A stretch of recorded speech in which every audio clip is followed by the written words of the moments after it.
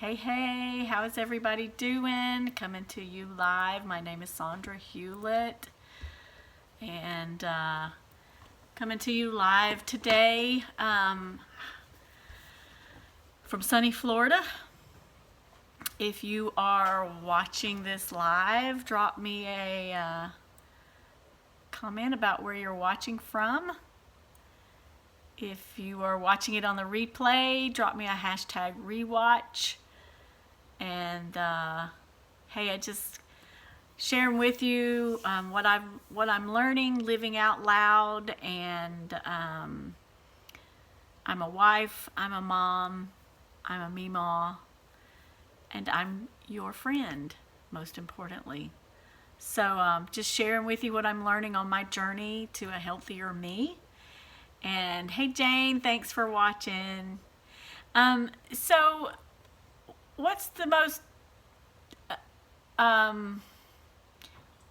okay, what is your let's see, your critic, your inner critic? What does your inner critic tell you? What is your inner critic saying to you? I was reading an article about the inner critic, and I thought it had some interesting things, and I wanted to share them with you. And let me find my notes real quick because I just lost them. Where did they go?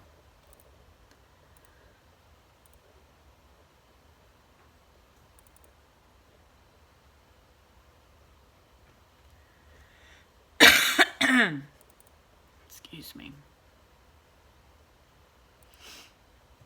That is the oddest thing ever. Okay. That's not what I wanted to share. Wow. Please tell me I didn't lose my notes.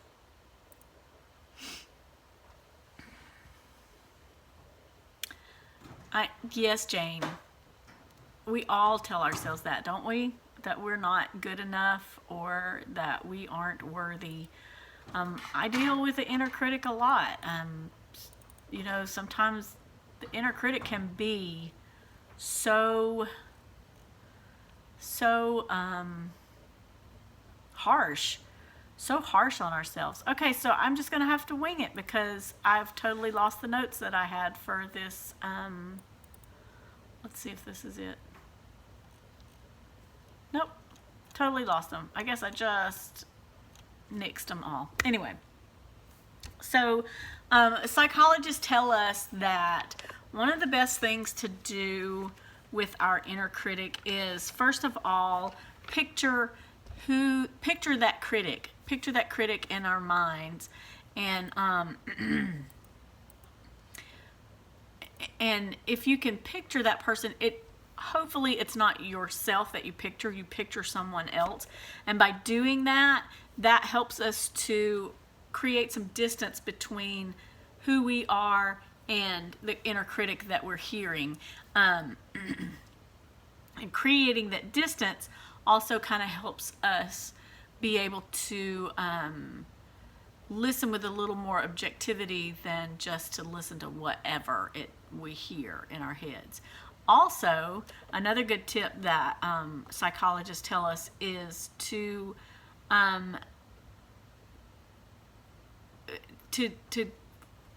treat it like spam. Treat shame like spam. So when you get an email and you know it's spam, what do you do with it? Most of the time, I don't even open it because it doesn't have validity to me. So, you know, if you treat shame and negative self-talk like that, don't even open it. Don't even give it a moment's thought. Don't give it any validity to it. Just set it aside and move on. So I thought that was an excellent idea.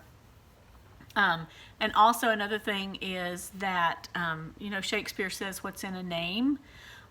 If you talk to yourself and use your name and say, Sandra, that's not me, there's no need to worry, or there's no need to listen to this. Everybody has problems. And that's another thing, is they said that don't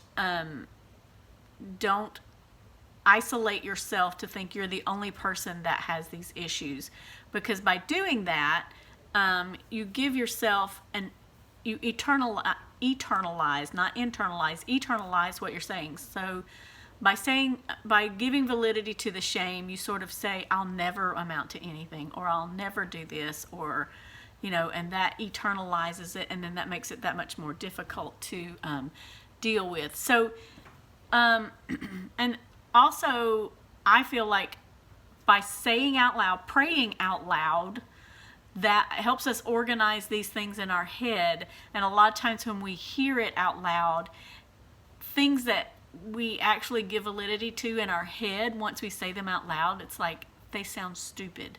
I mean, really, they sound like, why am I even entertaining this thought, once you hear it with your ears and hear it out loud. So, hey Megan, hey Clay, thanks for joining.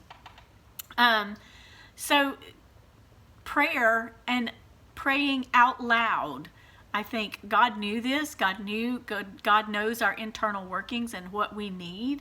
And besides releasing it to Him, praying out loud and hearing those things helps us to organize our thoughts and helps us to release those things. So, also, just instead of being an inner critic, be an inner compassionate voice.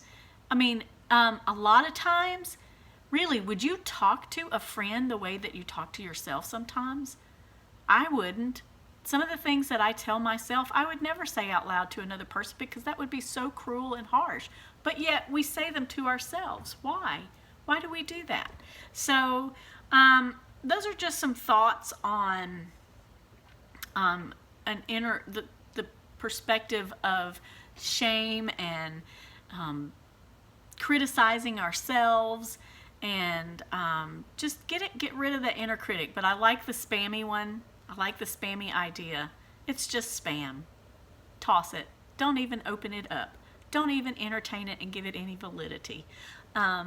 So those are just some thoughts that I had for the day. Hey, if you enjoyed this, if you got value out of this, I wanted to invite you to a group called Celebrate the Journey.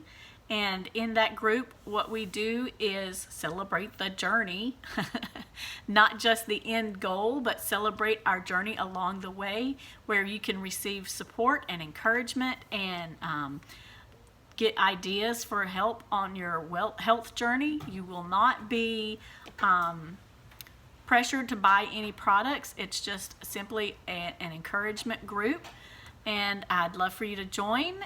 And if you would like to join, drop me something in the comments that you would like to join, or give me a DM and let me know that you would like to be part of that group, and I would love to add you. Okay? Everybody have a great day. Thanks for joining, and I look forward to seeing you tomorrow. Bye-bye.